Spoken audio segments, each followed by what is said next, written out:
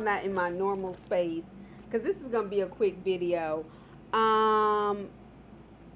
So Kamala Harris today, she announced that she was not going to run for California governor. She never said she would. She just said by the end of the summer she would decide, basically. And she also announced her memoir, which is going to be called 107 Days, where she basically discusses her experience in having really the shortest time to run in modern presidential candidate history. Okay? And I honestly think this is very important. Now, do I expect an overwhelming amount of things to be disclosed? No, because I still think, she wants a political career, so she may hold off on some of the details. I don't know. I could be wrong, but I whatever. That's not the point. But what pissed me off in hearing about it was not Kamala Harris herself, but it is indeed what made me so angry throughout this time, and the way she has been disrespected and mistreated because she's black, because they see her as black and treat her accordingly as black. So, the New York Times, because I saw theirs first this morning, the title of their article, as she has announced her memoir today, Kamala Harris sells a memoir about the 2024 campaign. Kamala Harris sells a memoir about the 2024 campaign. That's the title of the article they released in regards to her announcement. The Associated Press. Harris opens up about her historic presidential run after Biden's exit in 2024. NBC News. Kamala Harris announces a new memoir about her presidential campaign. These are the titles to the article, all dealing with the same subject. 12 News. In New York, Kamala Harris memoir out in September. But the New York Times, they have the nerve to write a title like Kamala Harris sells a memoir. In other words, here, any other time a book title comes out, hell, everybody's selling a fucking book. But the fact that they are trying just in that title to present her as somehow this opportunist, as if she doesn't have the right to take her story in her own hands, especially since we can tell she was being clearly advised by consultants that they paid up to billions of dollars worth of advice for what she should say and should not say. Like, this black woman somehow shouldn't have control over her own story. Y'all should tell it and then list all the mistakes she made in 107 days while a tyrant takes over our government. And y'all let him. This pissed me off because I know there are a lot of people that are not going to get it. But if you are black, you should automatically get it and get how we are automatically distorted in the press. It is no different. It's that same language that when the Sinners movie came out and it was like, oh, they didn't break even their first weekend after all the money spent. Because it's a black film, it wasn't supposed to have money spent. How many times do them white movies crash and burn? Y'all just keep letting them make them because they're white. It's that same shit. And it's pissing me off. And as a black woman, and I can only imagine the belt welter of pain she probably carries around from that experience and prior to. Because let's not act like there hasn't been a strong contingent of black men who hated her simply because she was a black woman. And she might get something. Because black men are always getting more than black men. I mean, the rift and the divide between black men and women is increasing daily. And it's based on ignorance. And then when white people do that, that should move everybody to chorus. Not just some people, and not just when you feel like a black man has been offended. People like Cornel West in the media showing up at the Democratic National Convention with signs, along with other third-party people saying, abandon Harris. Didn't none of them have the kahunas to go to the Republican National Convention and do that? Because y'all know they would have gotten the tear gassing, arresting, shooting, whatever.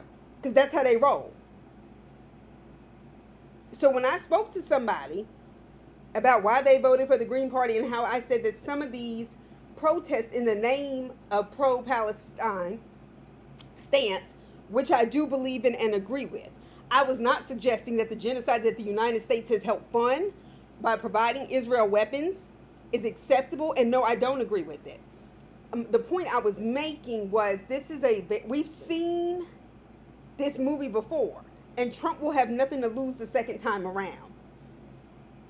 And this race, once those numbers started coming in, this stuff was like razor thin. And some of those people who voted that way, y'all showed up at the DNC to protest because y'all felt like they were more likely to hear it. And I said to them, so why doesn't that make a case to vote for them, strategically speaking? Okay, because we know politicians are corrupt. And so that fucking made my blood boil. Now I am going to buy the book. Okay, because I usually don't read these political memoirs and them 9,000-page books Barack Obama was writing because he's a covert armchair. He appears to have narcissistic traits. Like, image is so important to him, right? That's why he wrote these books. And then you brought that Reverend Jeremiah Wright stuff up again when you released that book in 2016. That man had a whole stroke. And don't you dare tell me those things are not connected. Anyway, so yeah, that was on my mind. Also, the UK, France, and some other U.S. allies are saying they are going to recognize Palestinian statehood if there's no ceasefire by September. I'm just going to tell you how racist I think that is. The fact that Palestinian statehood, and by statehood I mean recognized as a country with the United Nations, Europeans have to come and somehow validate their existence in a country that was colonized by Jewish people in the name of their safety and therefore making brown Muslim people unsafe is some BS.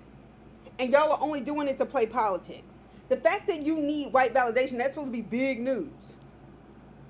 Like, I am so offended by that. And like I said, I am pro-Palestine. Do not get me wrong. I'm just saying, when you have a black woman like Kamala Harris who had everything up against her, and then we start critiquing her, so on and so forth, and just nitpicking every single thing that she does, that is already unfair. It happens to black people anyway. And this is what we're dealing with.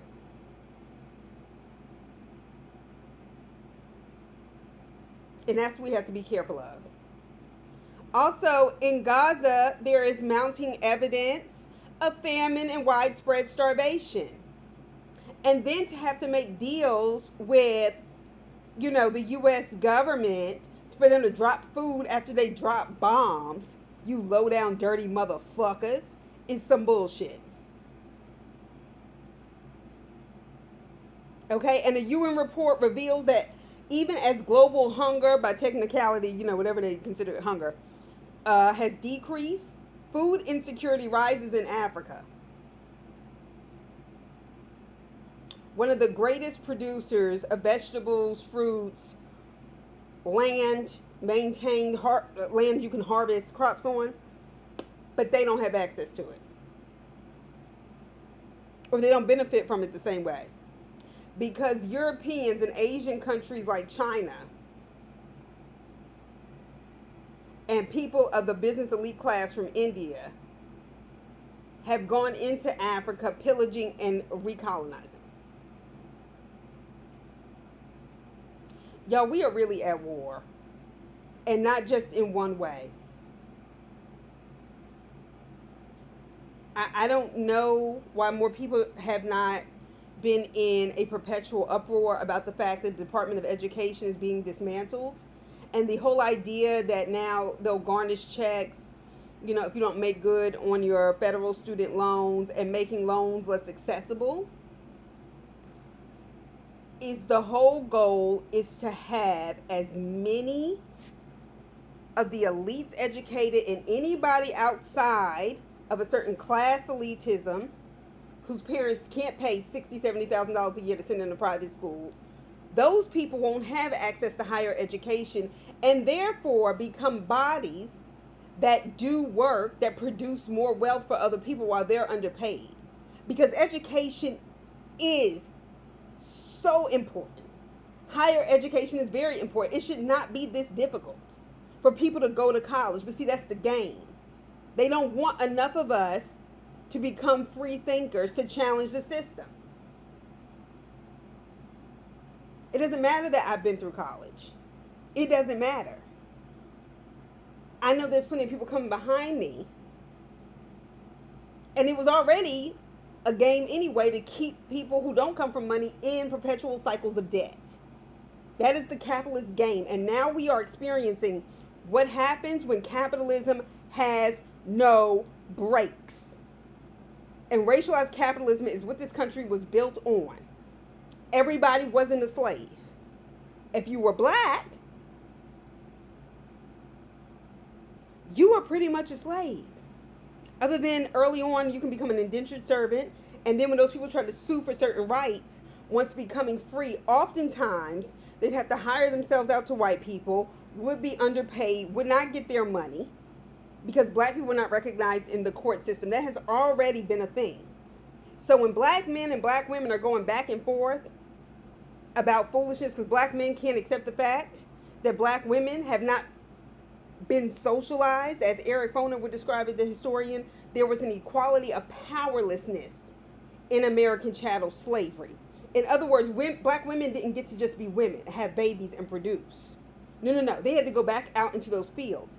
And because women's work is not considered real work, there was this long still belief that women somehow had it easier or they were more likely to be domestics, as if they weren't more likely to be raped and sexually assaulted, as if women taking care of children is also not work in addition to working in the fields. And because black women's womanhood was not recognized, black women were not socialized the same way. And quite frankly, the underpaying of black people, if they did get paid, when we all know they were cheated at a sharecroppers, because I'm sure many of us watching are descendants of sharecroppers.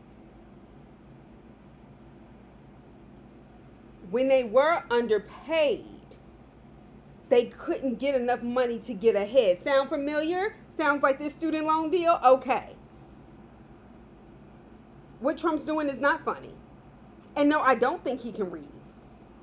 I think that's his big issue with talking trash about Barack Obama and other people using teleprompters. He uses the same thing. They're great at their job. They have a high IQ. They have a low IQ. They're bad at their job. The redistricting in Texas that is going to basically wipe out Jasmine Crockett's district so she won't even have anything to run for is an old game. Gerrymandering is an old game.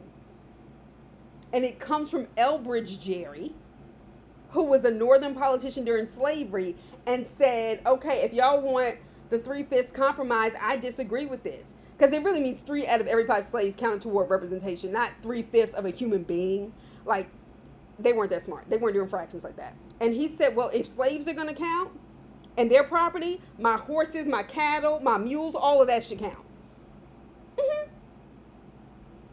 Redistricting is a whole game. So every time we learn the game, the Democrats who tried to have pushed Jasmine Crockett out of the running for the House Oversight Committee, that's on purpose.